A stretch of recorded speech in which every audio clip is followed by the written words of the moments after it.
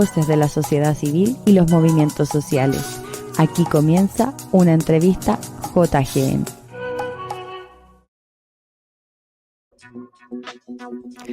Un tema importante es la impunidad que se vive en nuestro país. En Radio Juan Gómez Millas queremos hablar de casos que están sufriendo la impunidad judicial. Se cumplen 5 años desde el estallido social, uno donde se violaron los derechos humanos de muchas personas, pero que al día de hoy no tienen ningún tipo de justicia. Es por eso que para hablar de este tema tenemos con nosotros en el estudio virtual de la radio JGM a Rodrigo Bustos, el director de Amnistía Internacional. Hola Rodrigo, ¿nos escuchas?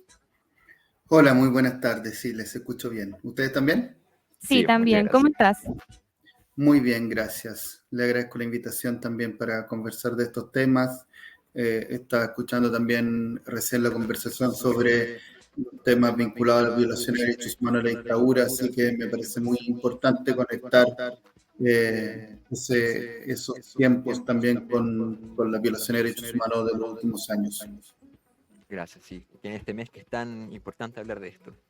Bueno, y ya nos avanzamos hacia los 5 años desde el estallido social y comienza una silenciosa cuenta regresiva respecto a la prescripción de casos relacionados con la brutalidad policial. Es indispensable señalar que en el derecho internacional este tipo de delitos no prescribe, pero en Chile han sido catalogados como otros. Bueno, hablando con un foco más regional también, en agosto en Perú se promulgó una ley que prescribe los crímenes de guerra y de lesa humanidad cometidos antes del 1 de julio de 2022. Así que tenemos en la región bastantes problemas y bueno, te invitamos acá, Rodrigo, para preguntarte un poco, ¿la justicia chilena permitirá que estos crímenes caduquen? Miren, nuestra visión de Amnistía Internacional después del estallido social, junto con otros organismos internacionales, con organismos nacionales de derechos humanos, fue que había que avanzar en verdad, en justicia, en reparación integral, garantías y no repeticiones. Y la verdad, después de 5 años, el balance es bastante negativo en términos generales. Y centrándome en justicia, que tiene que ver con lo que tú estás preguntando, de 10.152 denuncias que se realizaron en la Fiscalía, solamente tenemos 43 condenas hasta el momento. Alrededor de 1.400 causas siguen vigentes y de esas, alrededor de un 80%, 90%, tienen este riesgo que tú mencionabas de prescribir por haber transcurrido 5 años desde los hechos.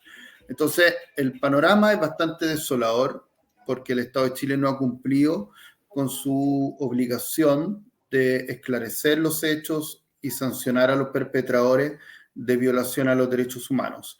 Tampoco ha cumplido con una política pública de reparación integral para las víctimas, tal como estaba en el programa del presidente Boric y como es un compromiso, una obligación internacional del Estado de Chile, ni con una reforma profunda a carabineros y a las policías. Entonces, en ese marco, la verdad es que el Estado de Chile está muy al debe.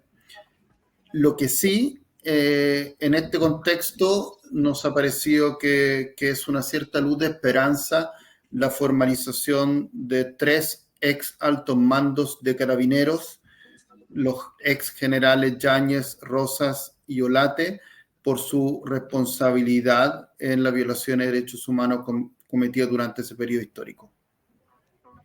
Claro. ¿Algún caso en específico que tú tengas ahora en mente que se podría haber perjudicado por este cumplimiento de plazo? Bueno, hay muchos casos. Hay casos que son muy conocidos por la opinión pública, como el caso de Fabiola Campillay o el de Gustavo Gatica, pero hay muchos casos que la verdad han pasado muy inobservados, que han estado muy invisibilizados. Por ejemplo, hay una persona que era una niña de 15 años en ese momento, que se llama Damari. Su caso no se ha formalizado, por lo tanto tiene un riesgo de que la causa se cierre o que prescriba. Una niña adolescente de 15 años que perdió la vista de uno de sus 2 ojos por la acción de Carabineros de Chile en una plaza en Los Espejos. Así como Damari, hay muchos otros casos que pueden quedar en la impunidad. Muchos de ellos ya se han cerrado y, repito, hay 1.400 que tienen ese peligro hoy en día, la mayoría de esos 1.400. Entonces, estamos ante un escenario muy preocupante y por eso, repito, es tan importante porque en muchos casos no es posible poder aclarar cuál funcionario de Carabinero disparó a determinadas personas en Plaza Dignidad o en otras plazas a lo largo de Chile, pero sí está muy documentado en la formalización de la fiscal Jimena Chong las diversas omisiones de los 3 ex generales, Yañez, Rosa y Olate, y que implicaron justamente que no cesaran las violaciones de los derechos humanos durante mucho tiempo. Y en ese sentido es muy relevante la formalización que empezó el 1 de octubre y que este próximo lunes 14 tendrá también otro hito importante cuando se vayan definiendo las medidas cautelares de esos 3 ex generales de Carabineros. Me quedo con esto que decías sobre que hay que avanzar en verdad, en justicia y en garantías de no repetición, ya que son consignas que se han repetido desde los tiempos de la dictadura, desde la represión sufrida en dictadura. Y es por eso que, bueno, también cito la declaración que hiciste en octubre del año pasado, de que tan solo el 0,2% de víctimas de violaciones a los derechos humanos han conseguido justicia. De 1.056 denuncias presentadas, solo 27 condenas existen y claramente son un número ínfimo que nos preocupa. ¿Podrías contarnos si han mejorado estas cifras ahora en 2024 respecto a 2023? Ha habido más condenas, hemos llegado a 43 condenas y es posible que hayan más, pero de un universo de más de 10.000 denuncias y de casos muy graves, como el que le comentaba recién de Damari, que probablemente la gran mayoría de la opinión pública, de los chilenos, chilenas, de las personas que habitan el territorio de nuestro país, no sabe, no han escuchado a ese nombre, y es una niña adolescente que perdió uno de sus 2 ojos por el accionar de Carabineros. Bueno, ese caso está quedando en la impunidad, y así como el de Damari, muchos otros. Ahora, han aumentado las sentencias condenatorias y tenemos esta posibilidad de avanzar en la investigación de la responsabilidad de los 3 máximos jefes de Carabineros de Chile durante el periodo del estallido social. Entonces, eso sí nos parece que de alguna forma puede, dentro de este panorama muy sombrío de mucha impunidad, puede implicar que el Estado de Chile de alguna forma cumpla también con su deber, porque no estamos hablando de un favor que les haga a las víctimas, sino que además se trata de algo que se exige y debiera necesitarse por la sociedad en su conjunto, de tener justicia por todas las personas que fueron víctimas de homicidio, de golpizas, de lesiones oculares, de violencia sexual, y que lamentablemente, y eso es muy importante también que lo conversemos, han quedado en el olvido y además muy distorsionada por un relato, una narrativa de una parte de la élite política de nuestro país que ha intentado criminalizar todo el estallido social, y desde Amnistía Internacional hemos salido a decir que el estallido social no fue en absoluto solo actos delictivos, sino que fueron violaciones a los derechos humanos y sobre todo fueron reivindicaciones y protestas por derechos que no están siendo garantizados a la mayoría de la población. Claro. Rodrigo, tú eres abogado, así que nos puedes dar una perspectiva más acertada del tema, pero ¿estos delitos no están siendo catalogados como crímenes de lesa humanidad? A ver, sí, una pregunta interesante, porque el delito, por ejemplo, de tortura o de premio ilegítimo es un delito que está en el Código Penal y que no necesariamente es un crimen de lesa humanidad. Los crímenes de lesa humanidad exigen algunos requisitos. Tiene que tratarse de un ataque generalizado o sistemático a la población civil. Y bueno, ustedes recordarán que en Chile ha habido mucha discusión sobre la posible o no sistematicidad de esta violación a los derechos humanos, sobre todo después de las declaraciones del exdirector del INH, Sergio Mico, a inicio de noviembre de 2019. Ha sido una discusión bastante artificial, porque además no era y no es indispensable la sistematicidad para que hayan crímenes de lesa humanidad, es suficiente la generalidad. ¿Qué significa la generalidad? Que sean muy masivos. Y aquí la verdad son muy masivos, porque estamos hablando de más de 10.000 denuncias en muy poco tiempo respecto de un ataque a la población civil, a nuestro juicio, porque son personas que se manifestaban. Respecto a esa persona hubo un ataque, entonces se podrían eventualmente configurar crímenes de lesa humanidad. En este momento, además de todas las investigaciones individuales respecto de cada uno de los delitos que siguen vigentes, por ejemplo, el caso de Gustavo Gatica tendrá pronto su juicio oral. Hay dos grandes investigaciones como más masivas, que son la de crímenes de lesa humanidad, que está siendo investigada por la Fiscalía Regional de Antofagasta, y la de alto mando, que está siendo investigada por la Fiscalía Regional Centro Norte, Fiscal Regional Armendáriz y la Fiscal Jimena Chong. Esa es, en términos generales, la situación respecto de estas investigaciones, pero la mayoría de los delitos específicos, respondiendo a tu pregunta, no están siendo catalogados hasta el momento como crímenes de lesa humanidad, y por eso el peligro de que eventualmente puedan prescribir a los 5 años desde que se cometieron. Claro, esa peligrosa área gris que existe en el derecho. Y bueno, continuando con esto de la impunidad, no podemos dejar de lado lo que es la ley Naín Retamal, que está vigente desde el 10 de abril de 2023 y que otorga la legítima defensa privilegiada a carabineros por el uso excesivo de la fuerza. En su promulgación se menciona que podría llegar hasta beneficiar hasta 130 carabineros formalizados y 13 condenados por el estallido.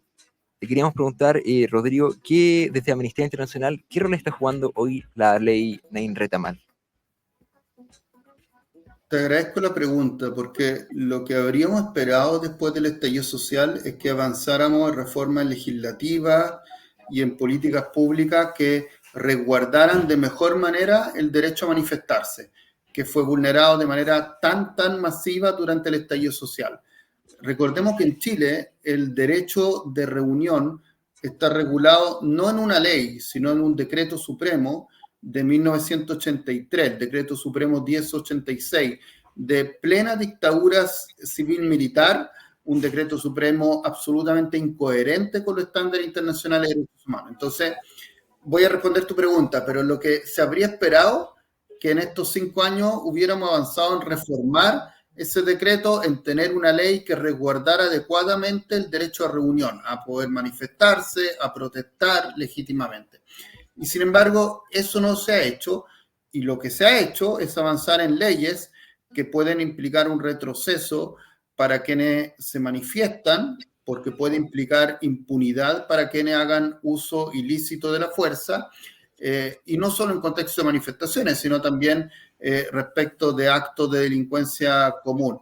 Esa ley, sin lugar a duda, implica un retroceso muy importante desde una perspectiva de derechos humanos respecto a lo que debiera implicar el uso lícito de la fuerza, o sea, el uso de la fuerza cumpliendo los requisitos de legalidad, necesidad y proporcionalidad.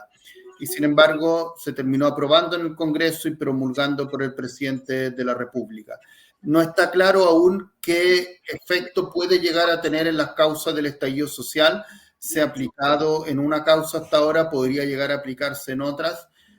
Sin lugar a dudas, es preocupante, no solo por la impunidad que puede acarrear respecto del estallido social, sino también por violaciones a los derechos humanos que puedan suceder en el futuro. Claro.